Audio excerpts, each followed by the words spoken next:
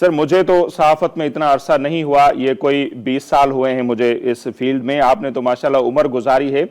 तो मैं आपसे समझना ये चाहूंगा, ये सारी सूरत हाल आपके सामने है, उस्मान डार साहब का जिस तरह से इंटरव्यू हुआ, तो आपने कभी पहले इससे देखा है कि कोई जो मेहमान हो वो एंकर या सहाफी उसके घर चला जाए कि भाई मेरा इंटरव्यू करो? हमने तो ऐसा ही देखा है कि सहाफी या जो एंकर होते हैं वो खुद मेहमान के पास जाते हैं या फिर मेहमान उनके दफ्तर या स्टूडियो में आता है, फिर वो इंटरव्यू होता है। तो ये जो इंटरव्यू हुआ है कामरान शाहिद साहब के साथ, इसको आप किस तरह देखते हैं?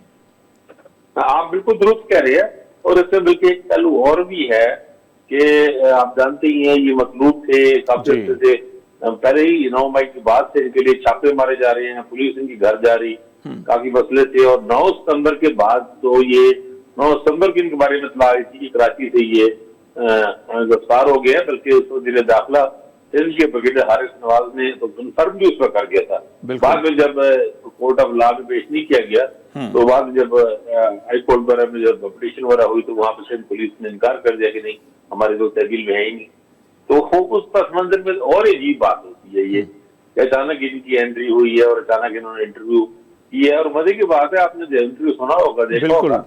उसमें कामरान शाहिद साहब इस पॉइंट पे ज्यादा बात ही नहीं की। हालांकि पहला सवाल तो यही पूछना चाहिए था कि भाई साहब आप कहाँ गए थे 25 दिन पॉलिटिकल करियर से शुरुआत की। जी वो कैरियर से इस तरह शुरू की थी साहब, इनका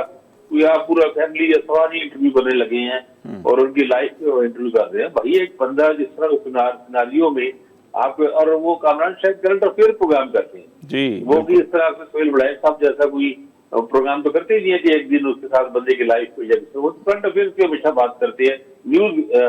जो इशूज के बात करते हैं। तो जो न्यूज इशूज के सवाल है ना उसमें उस्मान डार का क्या पॉलिटिकल कैरियर हो, कितना कैरियर हो, क्या उनमें बातें बनती नहीं है। ऐसी बात होती है जनाब आप कहाँ गए थे, कितने दिन कहाँ गए थे, और आपके वाले से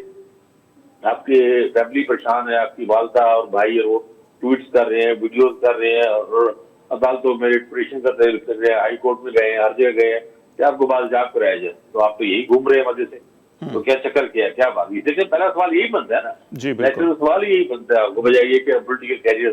सवाल कीजिए। तो बड़ा अजीब बात है, जो उन्होंने बातें की हैं तदाद बहुत सारे हैं जो उन्होंने बातें की हैं, इल्जामात लगाए उन्होंने चेयरमैन पीटीआई पर या पीटीआई पर अपनी साबिक जमात पे, तो वो बातें तो उनको 9 मई के बाद कहनी चाहिए थी ना, ज्यादा बेहतर होता है। ये मुमकिन है कि उनके वो बातें वो ठीक कह रहे हो, मैं जाहिर बात में आप क्या कहूँ उसमें, ये तो एक ओपिनियन है ना, उनकी राय है। तो जैसे कि एविडेंस के तौर पर कभी ये कोर्ट ऑफ लॉ में नहीं आए, इन पर जरा हो चीजें हो तो वो फिर एक जाके और कुछ डॉक्यूमेंट बनती है, एक कानूनी सबूत बनता है। लेकिन जब उन्होंने बातें की है तो इनको 9 मई के बाद ही बातें कहनी चाहिए थी, फिर इनकी बातों में ज्यादा वजन भी होता, उसमें एक मॉरल उसमें ज्यादा उसका वेट भी बनता कि देखें जी इन्होंने वाकयात इन्होंने कहा, इन्होंने इख्तिलाफ किया और ये अलग हो गए, पार्टी छोड़ के अलग हो गए या पार्टी की क्रिटिसाइज कर रहे हैं। ये तो अभी कुछ दिन पहले तक तो इनकी जो ट्वीट्स आते रहे हैं अगस्त मैं देखा था कि 28 अगस्त को उन्होंने ट्वीट किया, अपने बेटे की सालगिरह थी, इनकी 6 साल आलमन हो गए थे, उन्होंने कहा कि नया कप्तान का नया सिपाही, हाँ उनके कप्तान का नया सिपाही, बिल्कुल। और इस तरह और जगहों पे भी ये सारी बातें करते रहे, इनकी गिरफ्तारी पर भी सारा, और वही जो पीटीआई का नैरेटिव है उस नैरेटिव को ये बिल्ड करते रहे अपने ट्वीट्स के जरिए और चीजों के जरिए। आप इनके जून में, जुलाई में, अगस्त में जो भी देखने लगे, 9 मई को भी जिस दिन इनको इतला आई कि इनको हो गए अरेस्ट, उस दिन में इनका ट्वीट आया था। तो वो सारी की जो चीजें यहाँ पर साफ बातें वो झूठ बोल रहे थे और अब इंटरव्यू में सच कह रहे थे, या वो बातें ठीक थी, इंटरव्यू में पता किसी वजह से किसी मसले की वजह से या जो भी है इनका दूसरा ओपिनियन आया, तो वो बात यानी अजीब बात है, समझ नहीं आई थी बातें तजादात के बहुत सारे की बातों में। और मेरा ख्याल है कामरान शाहिद साहब को भी, हमारे जो एंकर है, जो जर्नलिस्ट हैं, उनको भी अपनी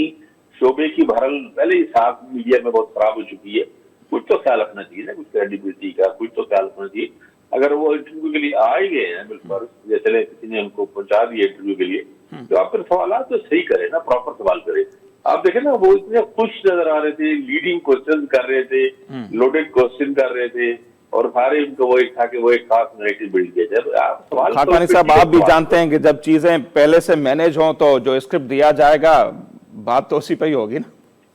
नहीं देखिए, हम तो चलो उसकी फेस वैल्यू पे देखते हैं ना, चलो चीजों की फेस वैल्यू पे देखे जी, सब कुछ ठीक हो रहा था, बिल्कुल एक नेचुरल मान लेते हैं थोड़ी देर के लिए, तो उनको सवाल देखे, सवाल बनते थे ना, उनको ये कहना चाहिए आप जनाब अब ये बातें जब कर रहे हैं तो ये 9 मई के बाद अब जाके अक्टूबर भी आपको बात याद आई है, 5 अक्टूबर को ये बातें याद आई, इतने महीने गुजर गए हैं, 5-6 महीने बीच में गुजर चुके हैं, तो ये कहाँ गए आप उस वक्त ये बातें क्यों नहीं कर रहे थे, उस वक्त आपको ये ख्याल क्यों नहीं आया? और